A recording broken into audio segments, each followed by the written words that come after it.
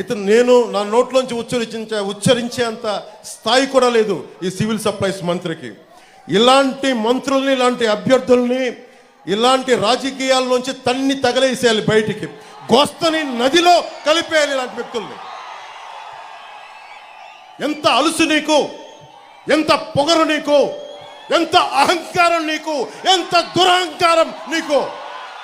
రైతు ఏడుస్తా ధాన్యానికి మొలకలు వచ్చినాయి అంటే నువ్వు బూతులు తిడతావా?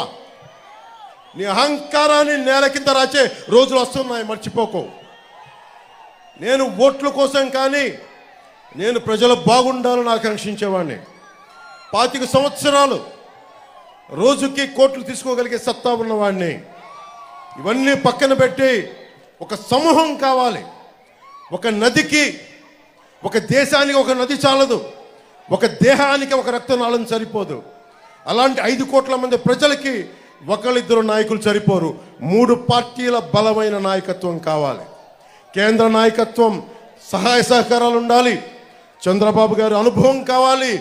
మన జన సైనికుల వాడి జోడి మన బలంగా ముందుకు తీసుకెళ్ళగలిగే పోరాట శక్తి కావాలి. జనసేన రోడ్ల మీదకి వచ్చి పోరాటం చేస్తుంది. ఈ మంత్రికి చెప్తా ఉన్నాను, నా జన సైనికుల మీద పడిన ఒంటి మీద పడ్డ దెబ్బ మేము మర్చిపోలేదు, గుర్తుపెట్టుకో.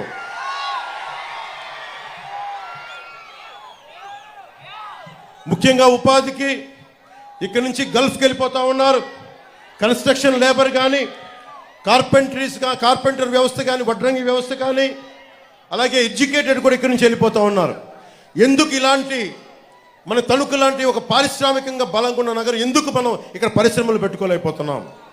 2047లో ప్రధానమంత్రి గారు కోరుకుంటుంది ఒకటే, మన పరిశ్రమలు మనకు ఉండాలి. ఎక్కడో విదేశాలకు వెళ్ళి చదువులు కాదు, ఎక్కడో విదేశాలకు వెళ్ళి విద్యాలయాలు చదువుకోవడం కాదు, మన విశ్వవిద్యాలయాలు బాగుపరుచుకోవాలి అని చెప్పిన 2047 విజన్ని మా కూటమి బలంగా తీసుకెళ్తుంది.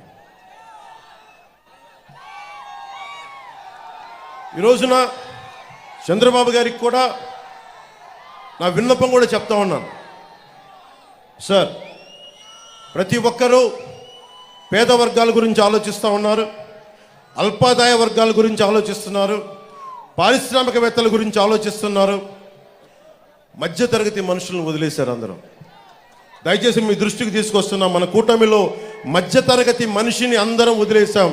మధ్యతరగతి మనిషిని మా కూటమి గుండెల్లో పెట్టుకుంటుంది. మధ్యతరగతి మనిషికి ఎవరో నిలబడరు. చంద్రబాబు గారి దృష్టిలో ఉంది మధ్యతరగతి మనిషి నిజంగా నిలబడితే, ఒక మధ్యతరగతి మనిషిగా చెప్తున్నాను నేను ఇందాక 70,000 మంది పోలీస్ కుటుంబాల గురించి మాట్లాడానంటే, ఉమ్మడి ఆంధ్రప్రదేశ్ రాష్ట్ర మాజీ ఉద్యోగి కొడుకు చెప్తా ఉన్నాను. అలాగే మొన్న సభలో కూడా చెప్పాను, ఈ రోజున చంద్రబాబు గారి దృష్టికి కూడా తీసుకొస్తా ఉన్నాను. కాంట్రిబ్యూటరీ పెన్షన్ స్కీమ్ చాలా కష్టమైందని తెలుసు. నేను కోరుకుంటుంది, అసెంబ్లీలో అడుగు పెట్టగానే మొట్టమొదటిగా అడిగేది ఉద్యోగుల కోసం నిలబడడానికి సంవత్సరం లోపు దానికి ఒక పరిష్కార మార్గాన్ని మనందరం కనుగొనాలి సార్. దానికి మీ సహాయ సహకారాలు సంపూర్ణంగా కావాలి. దీనికి కష్టమైంది కానీ సాధించాల్సిన అవసరం ఉంది. అలాగే మధ్యతరగతి అందరూ కూడా కులాలు, మతాలు, వర్గాలు మర్చిపోయి మీరు కనుక ముందుండి రాజకీయ చైతన్యంతో నడిస్తే, దేవరకొండ బాలగంగాధర తిలక్ గారు ఒకటే చెప్పారు, సగం మనుషులని, మన సగం మనుషులు కాదు, పూర్తిగా హృదయం నిండిన మనుషులని దాన్ని తప్పు చేద్దాం. దాన్ని అది కాదని చెప్పి పూర్తి స్థాయిలో, ఎందుకంటే శ్రీమంతుల నైతిక వర్తనకి, స్వేచ్ఛా వర్తనకి నైతిక భాషను చెప్పేవాళ్ళు సగం మనుషులని దేవరకొండ బాలగంగాధర తిలక్ చెప్పారు. ఇక్కడ శ్రీమంతులనే పదం బదులు జగన్ అనే వ్యక్తి ఎంత దోపిడీ చేస్తున్నాడో మనందరికీ తెలుసు. ఇక్కడున్న మంత్రి ఎంత దోపిడీ చేస్తున్నాడో తెలుసు. ఇక్కడున్న వాళ్ళ మంత్రి కొడుకు ఏం దోపిడీ చేస్తున్నాడో తెలుసు. మనందరం కలుగుల్లో ఉన్న ఎలకల్లాగా బయట రావట్లేదు. సగం మధ్యతరగతి మనిషి పార్టీలను దాటి, కులాలను దాటి ఆంధ్రప్రదేశ్గా, భారతదేశంగా ఆలోచిస్తే చాలా బలమైన మార్పు తీసుకురావచ్చు.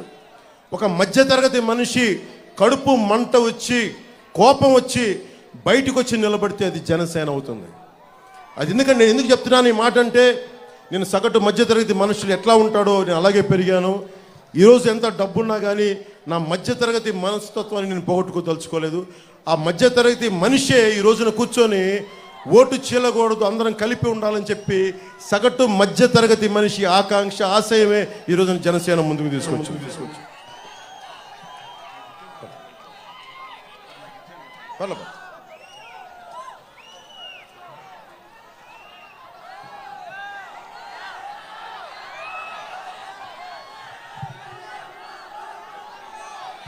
మీ అందరికీ కూడా మంచి రోజులు ఉన్నాయి.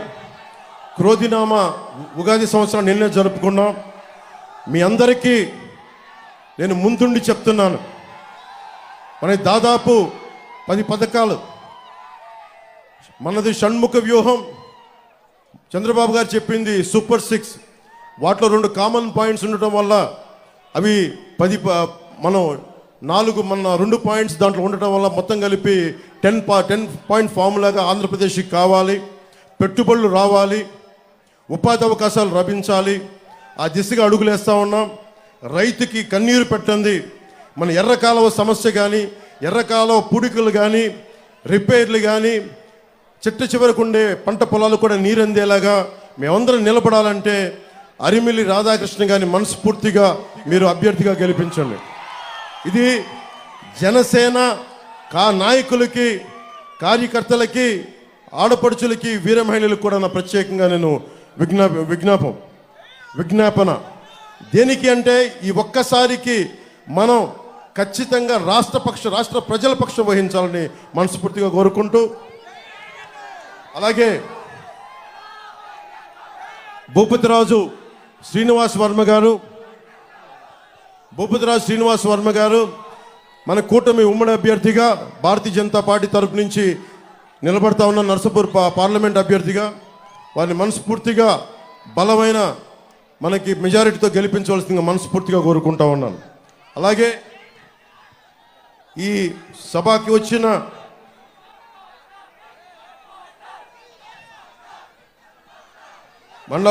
మందలపు రవి గారికి, తోట సీతామహాలక్ష్మి గారికి, కనుమూరి మన RRR రఘురామకృష్ణరాజు గారికి,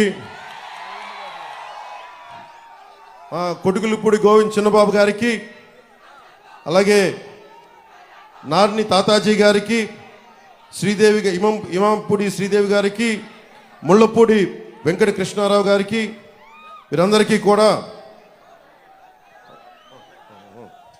మనస్ఫూర్తిగా వారందరికీ నా హృదయపూర్వక ధన్యవాదాలు తెలియజేసుకుంటూ ఒకే మొక్క మాట చెప్తాం. Hello AP, hello AP, hello AP. వైసీపీని కుమ్మిక్కు మొత్తం చితగ్గొట్టి గోస్తి కలిపేద్దాం. జై జనసేన, జై కూటమి, జై టీడీపీ, జై బీజేపీ, జై జనసేన, జై Hind. You ready? Psycho, psycho.